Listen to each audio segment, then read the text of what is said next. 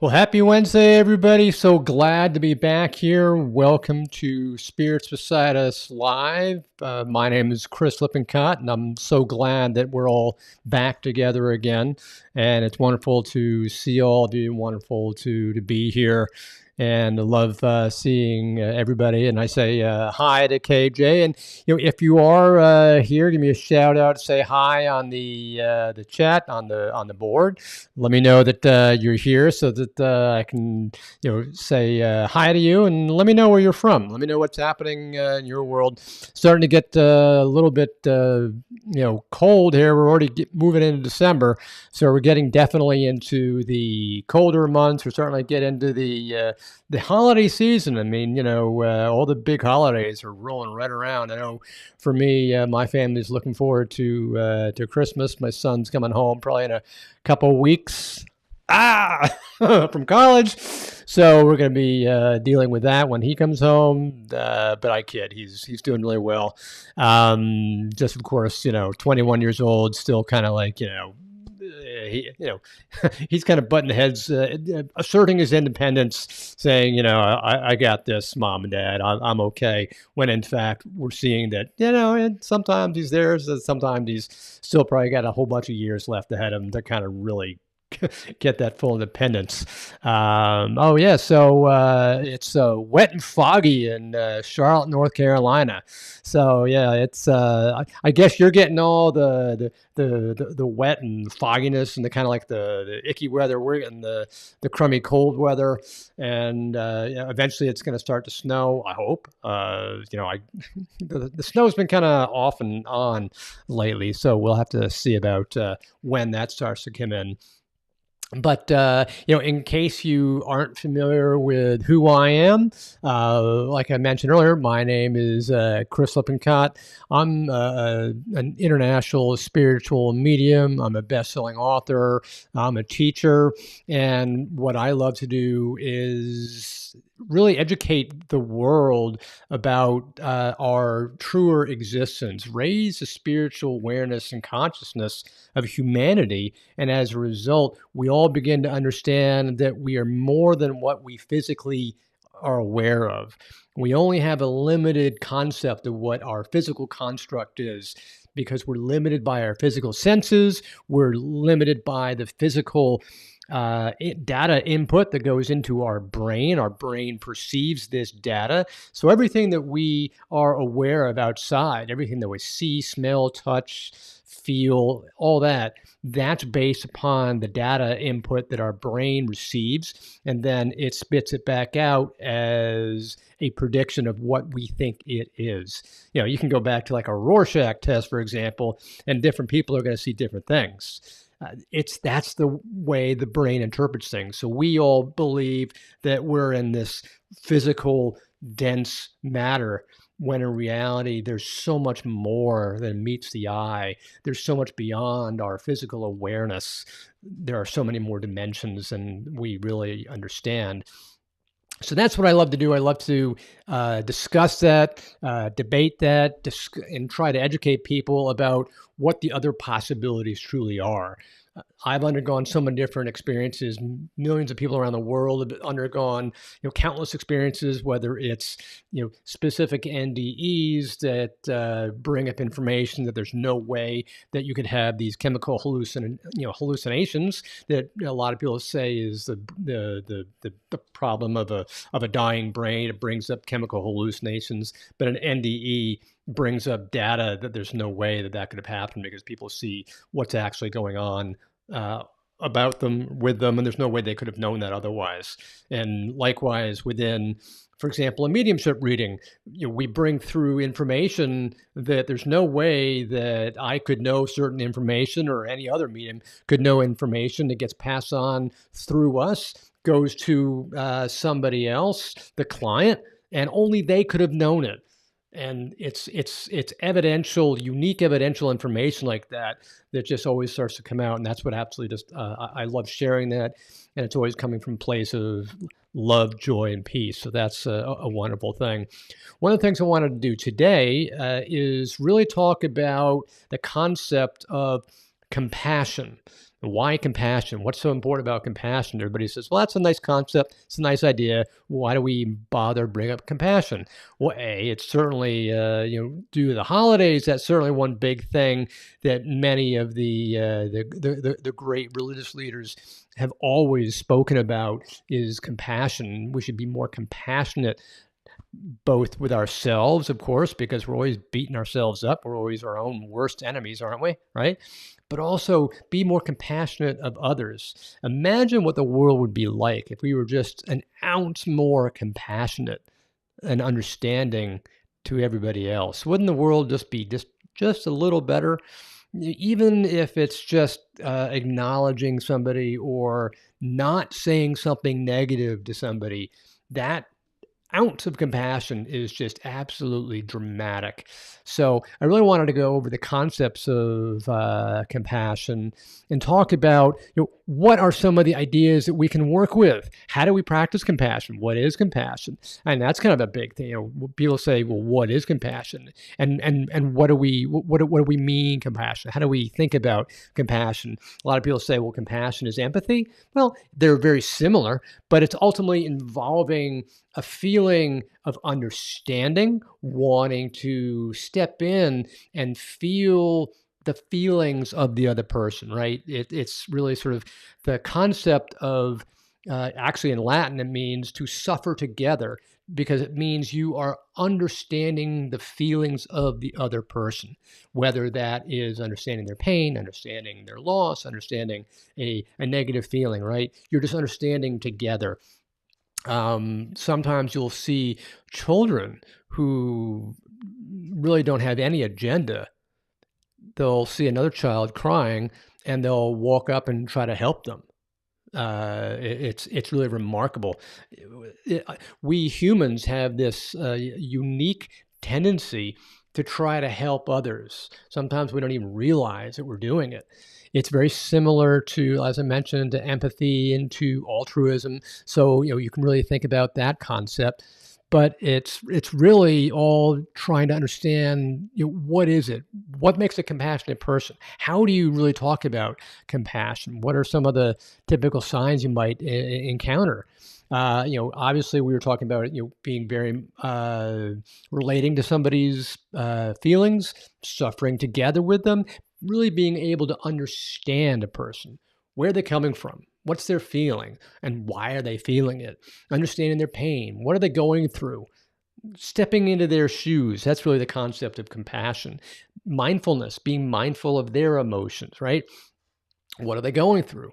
Feeling their pain, feeling their suffering, and taking action if somebody is undergoing that pain. If you're taking action, you're trying to make them feel better, that's a sign of compassion. You're trying to go out of your way to make this other person feel better. It's kind of like an emotional IQ, if you will, right? Emotional intelligence. How is it that you can be more emotionally aware of some other people's feelings? And you can say, "Oh, that person is really insensitive." Well, that's a way that you can really work on yourself to try to increase your emotional awareness, emotional intelligence, emotional IQ, right? So that's really sort of how to think about it. And there are a couple of different types. There's compassion for others, which we were just talking about. Whether it's children, being compassionate to other people, colleagues being compassionate about something at work, a friend being compassionate about the loss of a loved one to another friend. So that's compassion to others. But then there's also self-compassion. You've got to be compassionate to yourself. And how many times do we say we're not compassionate to ourselves? How many times we just beat ourselves up, right? Because again, like I said, we're our own worst enemy. We're often saying and doing things that are perceived enemies or people that we think don't really like us would never do. We wind up harming ourselves all the time. So it's really talking about treating ourselves to greater love, greater understanding, greater awareness, greater kindness. The same kind of thing that you'd show to other people, but you got to show it to yourself. Right? If you start showing it to yourself, you'll start to grow emotionally, and you'll start to feel yourself beginning to expand once you're able to provide emotional compassion to yourself. Then you can start to give it to other people. And then everybody says, well, emotional, intelligence and compassion, that's all well and good, but how do you do it? What are the different steps? Can you give me a prescription, please, for some more compassion? Well, what I see is there are 11 steps to compassion. There are 11 ways that you can achieve compassion. I mean, some of the most obvious really is just kind of speaking. You can speak with a certain tone, certain words. You can speak with kindness. And it's really how it all starts. Compassion is really all about kindness. Can you be a little bit more kind? Can you be a little bit more friendly? Can you be a little bit more positive? Speak using words and thoughts that are just a little bit kinder, a little bit more gentle to other people, a little bit less judgmental, a little bit less harsh. And that's really sort of the very beginning. It's some of your most obvious things that you would initially begin to think about. We've also got a tendency in this society to stay firm in our conviction about where we are. We don't want to give an inch. If we make a mistake, we don't want to change. We don't want to budge. So if we make a mistake, we've got to own up to it. We've got to acknowledge it. We've got to, apologize for it. It's really tough to do. How many times do you make a mistake, whether it's your spouse, a coworker, a friend, and you actually apologize for that mistake? It's really kind of tough because we're so caught up in the ego mind of saying, I'm right, that we don't want to admit, oh gosh, maybe I'm wrong. It's a vulnerability, and we don't like being vulnerable. We don't like feeling vulnerable. And so our ego gets all bent out of shape. Oh, you can't admit being wrong, right? So it's got to be that apology. Just be vulnerable, be apologetic. Also, I was talking about this earlier. Don't be judgmental.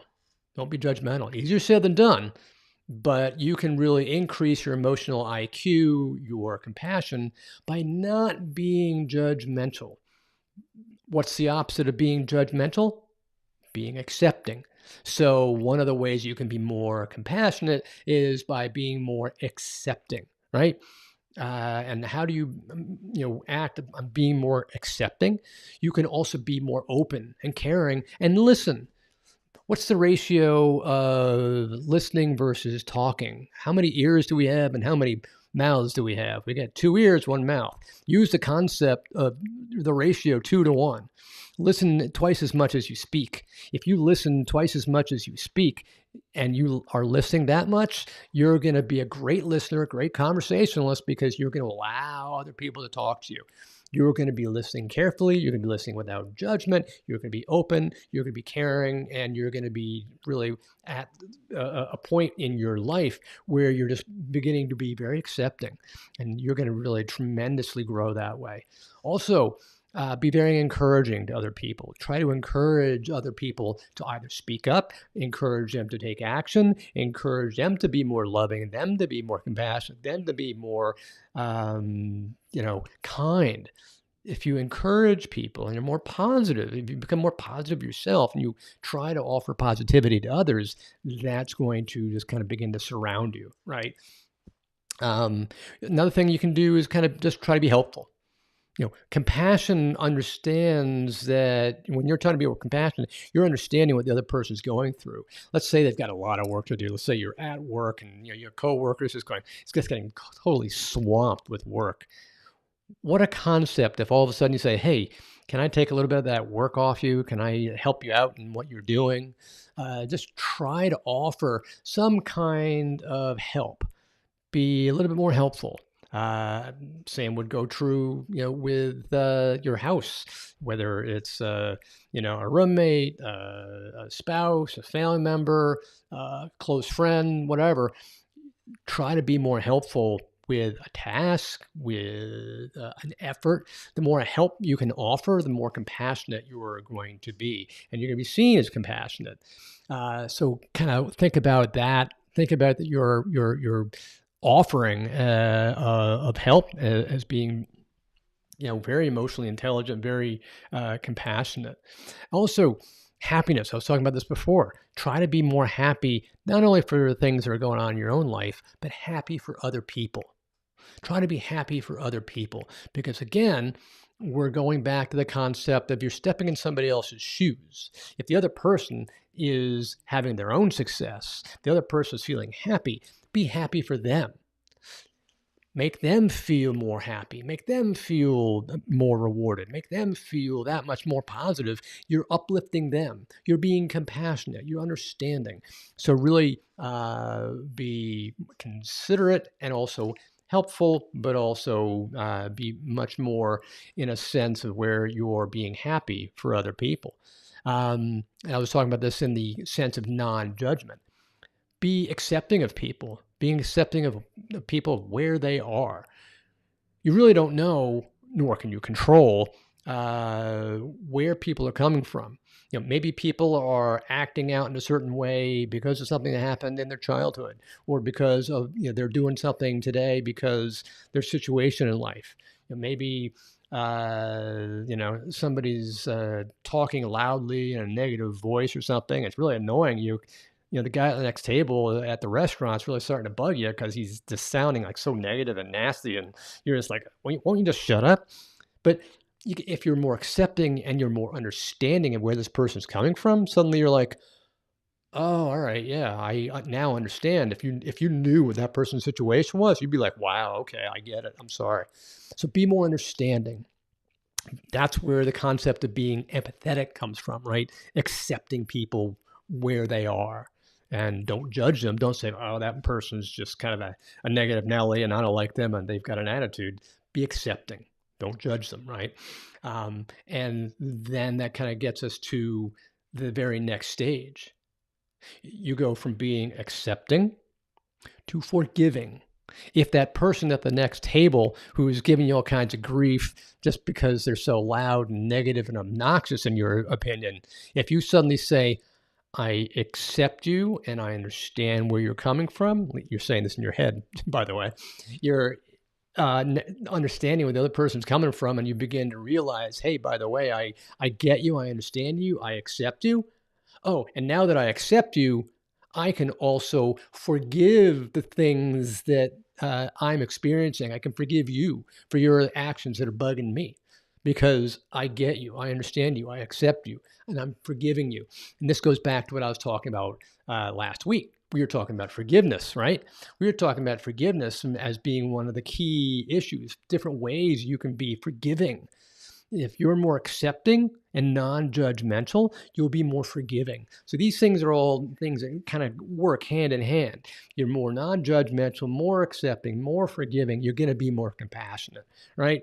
And in that same vein, you're also going to be, much more full of respect. You're going to give others the respect that they deserve. Focus on giving respect. Focus on being respectful. If you're being more respectful of other people, you're just going to respect them again where they are, what they're doing, how they're working, showing them respect. And that's kind of a big issue.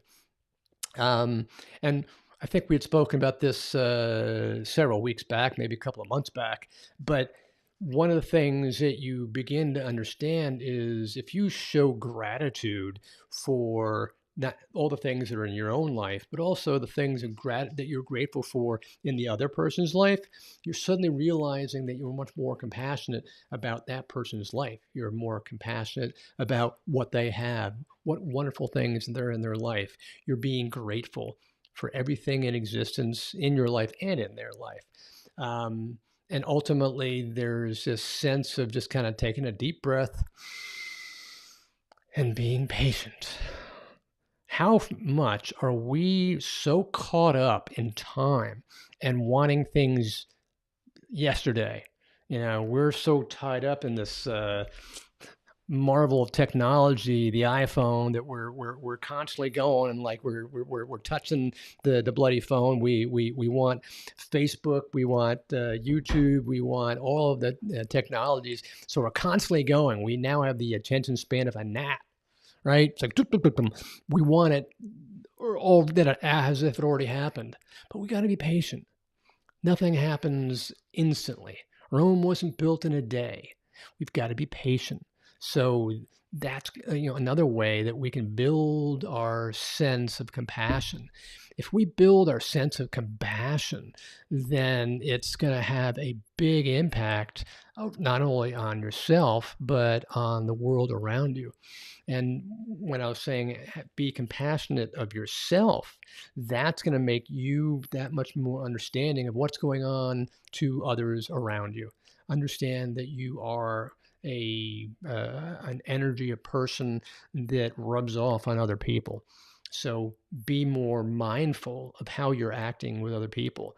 Certainly have that emotional IQ, the compassion, that list of 11 different things that you can work on to increase your emotional IQ, increase your compassion, especially for others. But you can also do that for yourself. Try to take that same list and now apply it to yourself. What's the impact? What's the impact to other people? First off, I'd say that you're going to really start to offer them positivity, offer them a higher vibration, offer them a sense that they're more accepted, they're more loved, there's greater peace. And what happens when you are more compassionate? What does the other person feel? Go back to that school-age child who walks up to another child who feels hurt, and they try to console them. They try to be compassionate with them. What does the other child feel? Other child feels understood, heard. They feel a little bit better. It's like that little boo-boo on your knee. Oh, I'm so sorry. I hope it feels better. The child just feels like they're heard, right? So there's a sense of relief. There's a sense of kindness. There's a sense of I'm not all alone. And it's that compassion that we can offer others. Imagine we started doing that to one person a day, one person a week, just little things. It doesn't have to be like I'm compassionate and I'm going to, give you all my money. No, it's little tiny things, just even like I said, just be accepting or understanding. Say, understand where that person's coming from, why they're doing these things. And you're like, oh, okay. I won't be such a pain in the backside and start yelling at you. That's just sort of like you're toning it back. You're trying to offer love and peace and joy and understanding and compassion to others. Imagine if everybody in the planet wound up doing the same thing. What would this planet look like? I venture to say it would be dramatically different. It'd be dramatically different, right? How much greater would this be? So that's really why we've got to offer ourselves. We'd feel tremendous, but everybody else, just little tiny microscopic bits of compassion, doesn't take any effort on our part. It just takes more understanding. No effort, just understanding. And once you begin to think, okay, I get it, then you can just like do the little things. It's the repetition of tiny things every single day that makes a huge impact over time. So we're not asking you to move mountains tomorrow. We're asking you to move tiny little things over time. That's how mountains are moved. So I'm going to stop there and say this is really how we can offer compassion to both ourselves and the world. So I offer you, what questions do you have? How can I answer any questions or curiosities that you've got? If you've got a question or a concept or a thought, type something in the chat. Let me know that you've got a question. What is it that I can try to help you with?